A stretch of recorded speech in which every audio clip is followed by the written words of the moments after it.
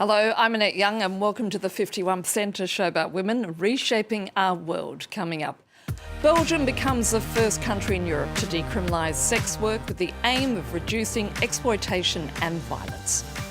Also, how the pandemic has changed the workplace and what does it mean for women.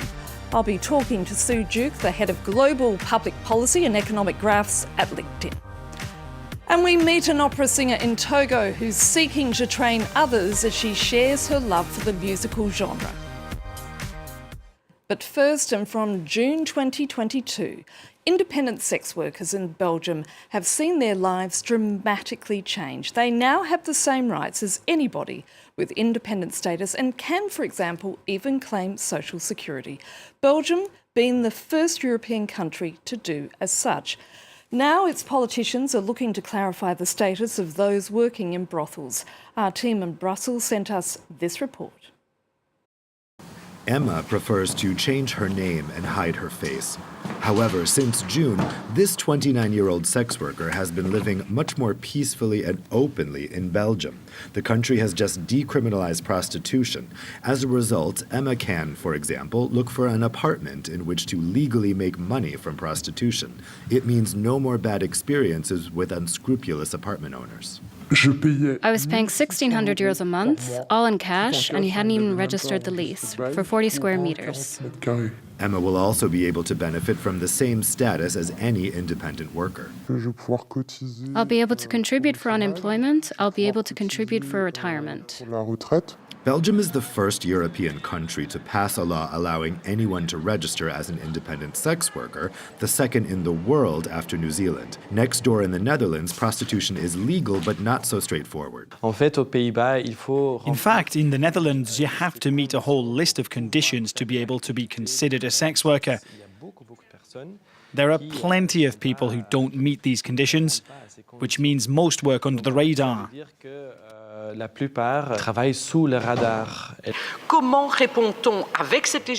opponents of this law are worried that it fails to protect the victims of sexual exploitation. The project still provides for the criminalization of pimping, but the problem is the definition of it.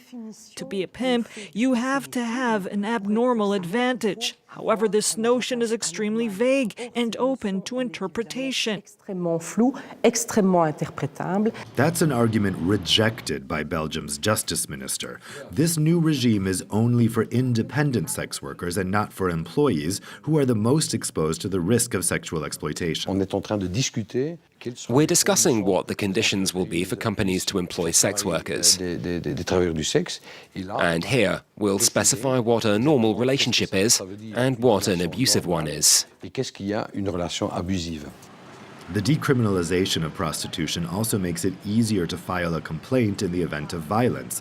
It's the start of a new era for the 26,000 sex workers in Belgium. At the height of the pandemic, we witnessed unprecedented job losses. Now, during the recovery, we're seeing the great resignation as millions of workers leave their jobs. We're also hearing about quiet quitting among millions of people who post-pandemic are realising the important need for a work-life balance. But where does this leave women in particular? Joining me now from Dublin is Sue Duke, Vice President and Head of Global Public Policy and Economic Graphs team at LinkedIn, whose team has researched trends in the workforce. Firstly, Sue, thank you so much for your time. We know the pandemic was bad news for women's careers and jobs, but as the dust begins to settle, how has the workplace fundamentally changed? The short answer is a lot. At LinkedIn, we have been describing this period since the onset of the pandemic as the Great Reshuffle to really capture the fundamental shifts and changes that have been happening in the world of work. Where and how we work has changed in a very real way for so many of us. So many people now work either some of the time or indeed all of the time at home. And we see this trend playing out in a very real way on our platform. In January 2020, right before the pandemic hit, 1 in 61 jobs on LinkedIn was a remote job. Today, that's 1 in 6. And so that gives you a really clear picture of just how fundamental a shift we have seen happen as people reassess how and where they work. And it's not just the where and the how, it's also the why. We have also seen the pandemic prompt people to think very deeply and very fundamentally about why is it that they work every day, what is the purpose of what they do, and what is it that they want from their professional lives. So what does it particularly mean for women? That shift to hybrid and remote work is being most fundamentally embraced by women. So of those 1 in 6 jobs on LinkedIn today, that's a remote job, women are 24% more likely than men to apply for one of those jobs. And that tells you very clearly that it is women who are seeking this flexibility, who are looking to strike a different balance between their professional and home lives, and are hoping that the changes brought about by the pandemic can hopefully move us closer to more equitable workplaces for men and women. The other trend is quiet quitting, which is sort of workers doing the barest minimum required in their jobs. Yet why are managements still struggling to wrap their minds around remote working and flexible work practices? I think this is a very fundamental shift from how we've worked for a long, long time, and we're still trying to figure out exactly how to manage this. I think quiet quitting is one part of that. It's one example of this fundamental reimagining and reordering that's happening, and people really trying to figure out, how do I strike that right balance between work and home? But quiet quitting is a short-term fix. It is a short-term fix to try and fix that problem, to try and get that balance back into our lives. What we don't need are short-term fixes. What we need is to set up work long-term, that in a way that empowers people, not just right now, but over the course of their careers, over all the different phases of their careers, so that they can balance their work and life responsibilities in a way that works for them and their families. Sue, one positive note is the uptick in the number of women becoming entrepreneurs. Is this the future for women?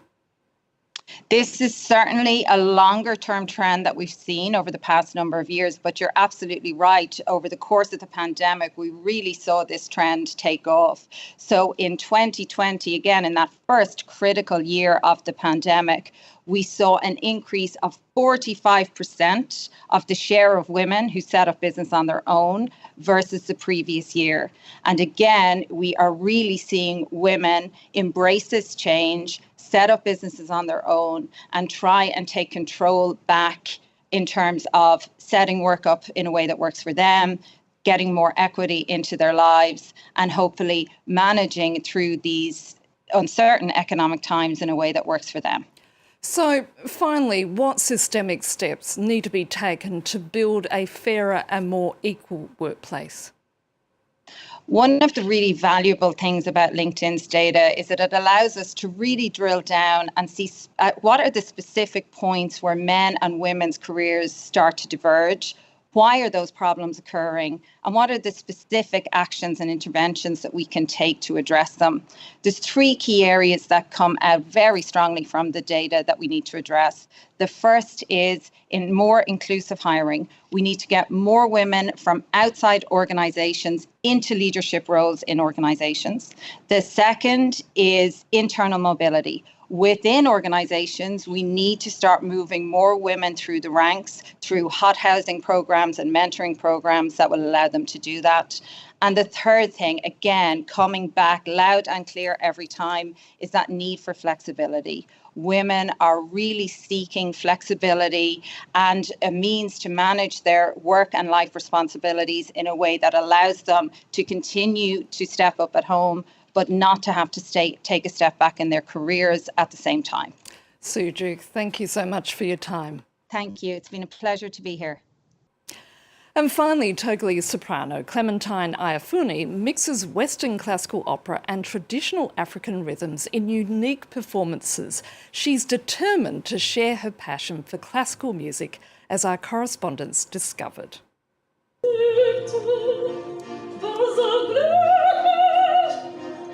Clementine Iafuni has a voice that soars. The Togolese soprano sings operatic classics like Mozart's Magic Flute or Verdi's Traviata with passion and precision.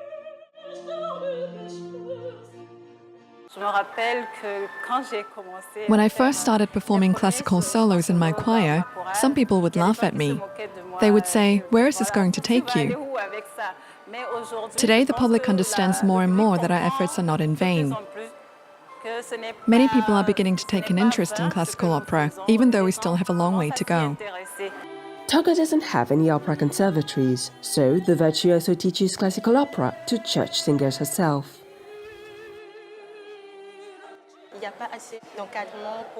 There is not enough guidance to help us young people to reach the level of musical professionalism required to make a career out of it. The choir usually only learns religious songs to be performed at Mass. Clementine tries to broaden the repertoire and technique.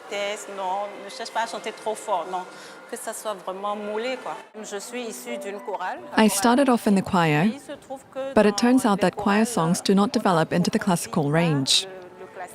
So from time to time, we schedule exercises and for my performances as well, before I come on stage. Classical opera still has a relatively small footprint across Africa. That's left space for Clementine Iafuni to experiment, and she often weaves traditionally African elements into her operatic performances. We have to be able to express ourselves in our language. That's why we added a little Afro music to classical music. Togo's greatest operatic soloist has so far had a 30-year career. As she continues to construct her legacy, she hopes to one day reach the heights of Jessie Norman, one of the most renowned operatic sopranos of the last 50 years. And that's all for now. You can keep up with the 51% on Facebook, Instagram or Twitter. Plus, you can catch our previous programs on the France 24 website. So until our next show, bye for now.